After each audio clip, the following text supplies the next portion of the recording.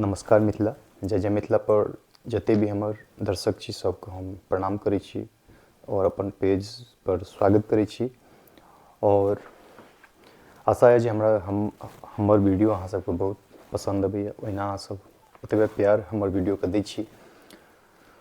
अजुका जे हमर वीडियो ये ई हम जखन विवाह होइ छै लड़का के, तो जखन लड़का के भाई सब हुनकर ससुराल जाइ छथिन तो हुनका जे खाना देल जाइ छै, ओहि संग खाना जहन हुनका भेटै छै ओहि दौरान जे छै से बहुत सारा महिला सब मजाक वाला गीत सब जे छै से गाबै छथिन। ओहि समय के ई दृश्य ये जे अहाँ सब संगे साझा करै छी।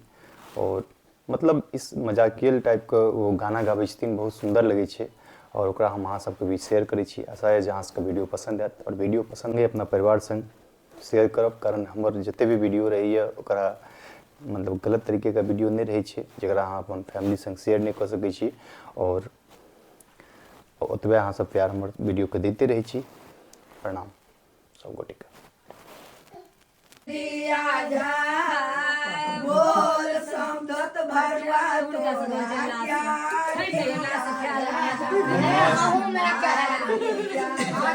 मटन निकालियो ना, मैं अंदर है। बोल समदत कम्मे के तरकारी दिया जाए किया जाए बोल समदत भरवा तेरा क्या किया जाए, मार दिया जाए कि छोड़ दिया जाए। नानी छोड़ दियो ना आप।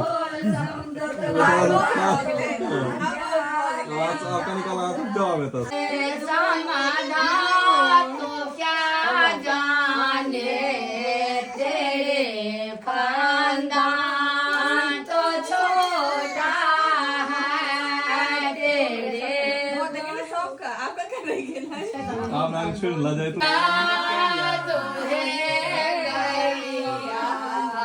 तेरे बाबा तो ग्वाला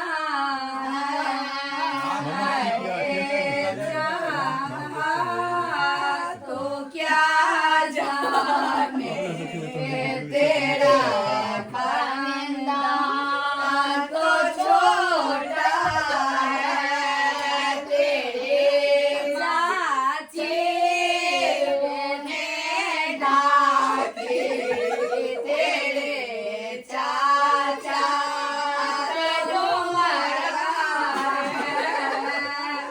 रे दुल्हा तो क्या दुल्हा भाई तो